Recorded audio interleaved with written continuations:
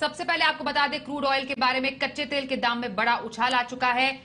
कच्चा तेल जिसका भाव एक बार फिर 3 महीने की ऊंचाई पर है, वहीं नेचुरल गैस की कीमतों में भी भारी गिरावट देखी गई है। इस पूरी खबर पर मुंबई से हमारे साथ हमारे सहयोगी कमोडिटी एडिटर मृत्युंजय कुमार झा हैं। उनसे जरा समझते हैं क्या है इसकी वजह। मृत्युंजय, क्रूड के दाम में उछाल और नेचुरल गैस की कीमतों में गिरावट के कारण क्या है?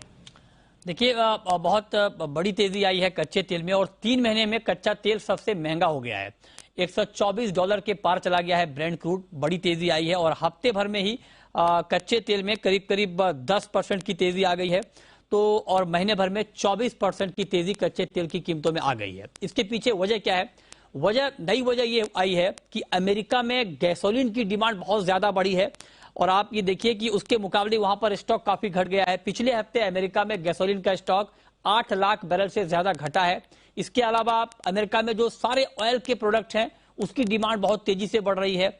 चाइना के जो एक्सपोर्ट के नंबर हैं वो बहुत बेहतर आए हैं। हालांकि अब वहां पर फिर से लॉकडाउन शंघाई में लगा है, उसका इंपैक्ट आगे देखना होगा।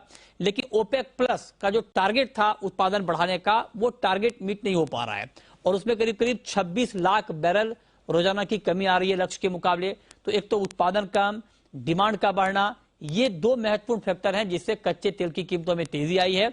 और जानकारों का मानना है कि अगर ये सिचुएशन बना रहा, डिमांड घटने की कोई खबर अगर नहीं आती है, तो आगे कच्चे तेल की कीमतें और बढ़ सकती हैं। और मॉर्गन स्टैनली ने तो यह भी कह दिया है कि $150 तक भी कच्चा तेल जा सकता है। गोल्डमैन का मानना है कि $140 का टारगेट भी आपको दिख सकता है।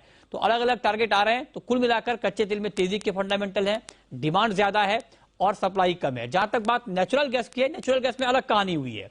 यूरोप में नेचुरल गैस के दाम एक झटके में 13% बढ़ गए क्योंकि अमेरिका से एलएनजी का एक्सपोर्ट बाधित हो गया और अमेरिका से एलएनजी का एक्सपोर्ट बाधित होने के बाद चूंकि यूरोप में सप्लाई घटने की आशंका बढ़ गई, इसलिए वहां पर दाम बढ़ गए। लेकिन अमेरिका में दाम घट गए क्योंकि अमेरिका में बाधित होने का मतलब यह है कि अमेरिका में डोमेस्टिक सप्लाई बढ़ जाएगी और इसलिए अमेरिका में 5 से 6% दाम गिर गए। इंडियन मार्केट में भी दाम गिरे, लेकिन यूरोप में बढ़ गए क्योंकि यूरोप में सप्लाई घटने की आशंका बढ़ गई है। जी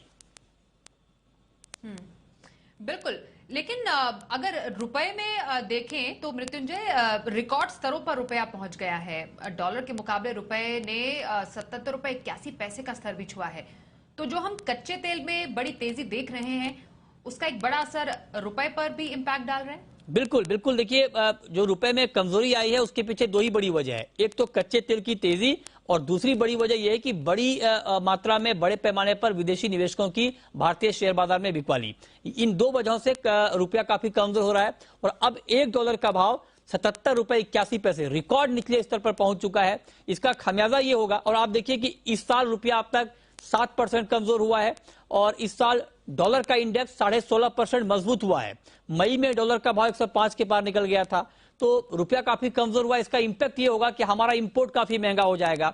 हम बड़े पैमाने पर गोल्ड का इंपोर्ट करते हैं, हम एडिबल ऑयल का इंपोर्ट करते हैं, हम बाकी इलेक्ट्रॉनिक गुड्स का इंपोर्ट करते हैं, कच्चे तेल का इंपोर्ट करते हैं। तो ये सारा इंपोर्ट हमारा महंगा हो जाएगा और महंगाई बढ़ाने में इसकी एक बड़ी भूमिका हो सकती है क्योंकि आप देखिए पेट्रोल डीजल के दाम ऑलरेडी ऊपर चल रहे हैं और अब अगर ये इंपोर्ट महंगा होता है, ऑलरेडी कच्चे तेल के दाम ऊपर हैं, इंपोर्ट भी महंगा हो जाएगा, तो उसका निश्चित आने वाले वक्त में इंपैक्ट आपको पेट्रोल डीजल की कीमतों पर भी देखने को मिल सकता है, जिसका इंपैक्ट ओवरऑल महंगाई के तौर पर हमारे सामने आएगा।